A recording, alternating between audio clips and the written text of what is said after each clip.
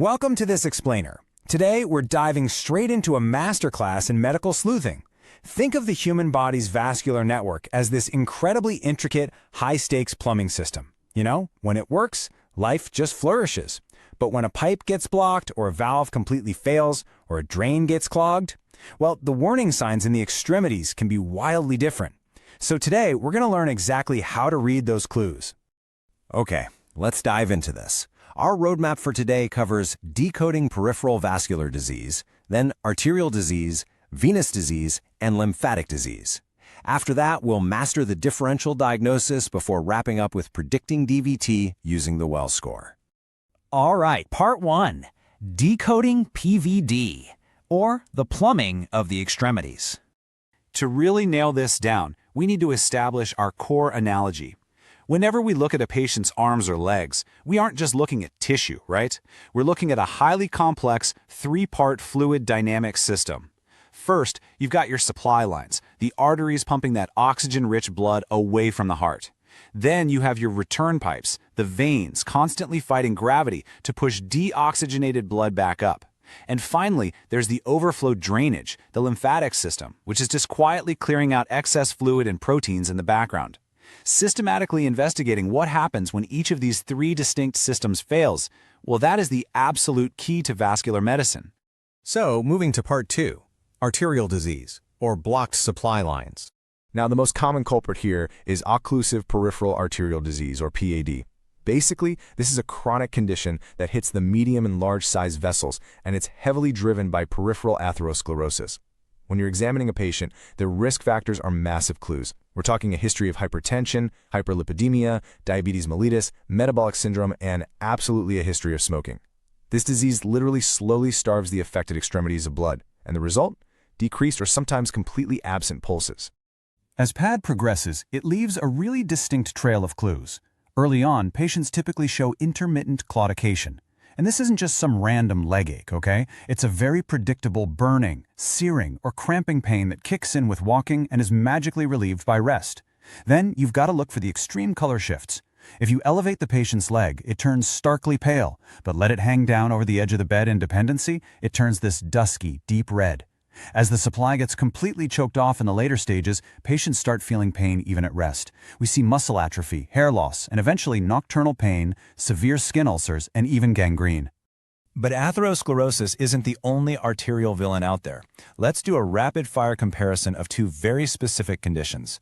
On one side, we have Buerger's disease. Think young adult males who smoke. It's this inflammatory disease of the small arteries and veins that notoriously starts distally and just creeps proximally, bringing a serious risk of gangrene. On the flip side, we have Raynaud's phenomenon. This mostly affects females, and it's a totally different ballgame. It's an episodic, abnormal vasoconstrictor reflex triggered by cold or emotional stress. It literally causes the tips of the fingers to turn pale, then cyanotic, bringing on numbness and tingling. So two different patient profiles, entirely different triggers. And we definitely have to mention diabetic angiopathy here. Inappropriate blood glucose levels absolutely accelerate atherosclerosis. But the real danger? It's the combination of that with neuropathy. Because the patient loses sensation, they end up developing these dangerous neurotrophic ulcers without even feeling them. And that is a major pathway, leading straight to gangrene and amputation. Okay, section 3, venous disease, failing return pipes. The most acute and frankly terrifying failure of this return system is deep vein thrombosis, or DVT.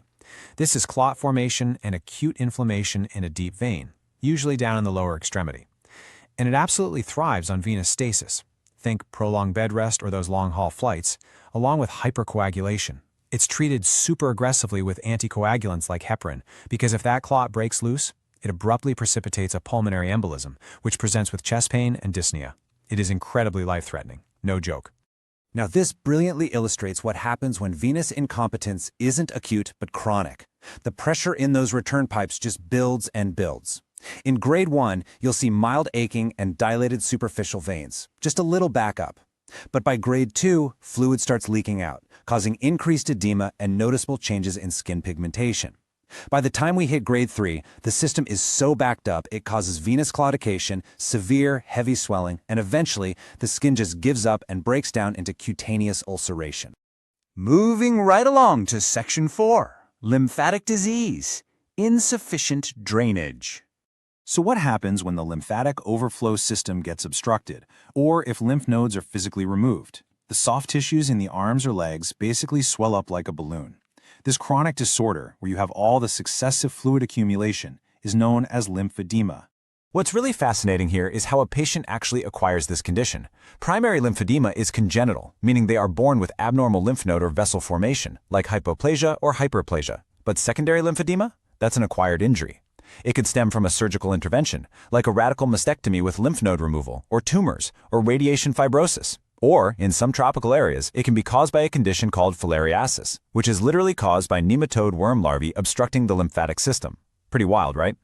All right, Section 5, Mastering the Differential Diagnosis, or Putting the Clues Together. This right here is the climax of our explainer. Imagine a patient walks into your clinic right now. They're complaining of leg pain and swelling. Based on everything we've just covered, how do you know definitively whether it's the arteries, the veins, or the lymphatics that are failing? Now, what's really interesting about this slide is how simply isolating the patient's history beautifully reveals the root cause. Look at these key risks side by side.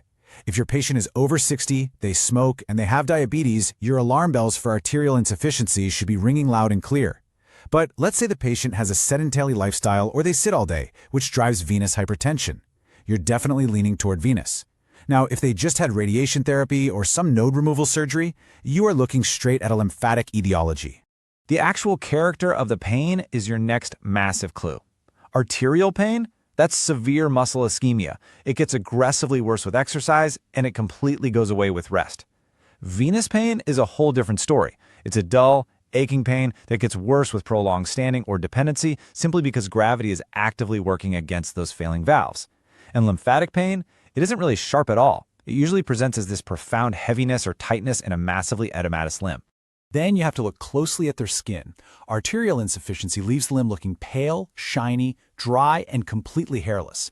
Venous insufficiency, on the other hand, results in something called hemosiderin deposition, which is this dark, cyanotic, thickened brown skin.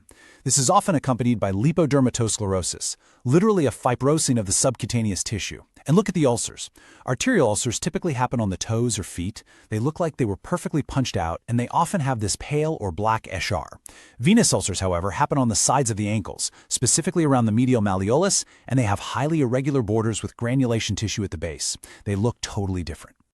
Finally, Section 6, Predicting DVT, the Wells Clinical Score. So, the Wells score is essentially a checklist of very specific clinical signs. For every single one of these a patient has, they get plus 1 point. You check for active cancer. You check if they're paralyzed or recently had a cast. Were they bedridden for more than 3 days, or did they just have major surgery? Do they have localized tenderness right along the deep venous system? Is the entire leg swollen, or is their calf swollen more than 3 centimeters compared to the good leg? Do they have pitting edema, non-varicose collateral veins, or maybe a previous documented history of DVT? Each positive finding adds a single point to their score. Once you tally up all those points, you can accurately stratify their risk. A score of 3 or higher, that means there's a high probability of a DVT. A score of 1 or 2 is a moderate probability, and a score of 0 or below means a low probability.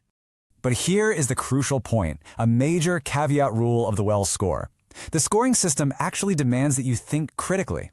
If you find an alternate diagnosis that makes as much sense or more sense than a DVT, maybe it's a torn calf muscle or a ruptured Baker's cyst, you must subtract 2 whole points from their total score. This is an elegant way to prevent false positives by forcing you, the practitioner, to really weigh all the evidence. So we've traced the arterial supply lines, the venous return pipes, and the lymphatic drainage systems. We've seen exactly how to read the profound differences in skin color, pain triggers, and ulcer locations, and we've learned how to rigorously score DVT risk. The plumbing of the human body leaves very specific, undeniable clues when it fails. The real question is, the next time a patient walks in with a swollen, aching leg, will you be able to read the signs before the true emergency strikes? Thank you so much for exploring this explainer with me today. Keep asking questions and keep analyzing those clues.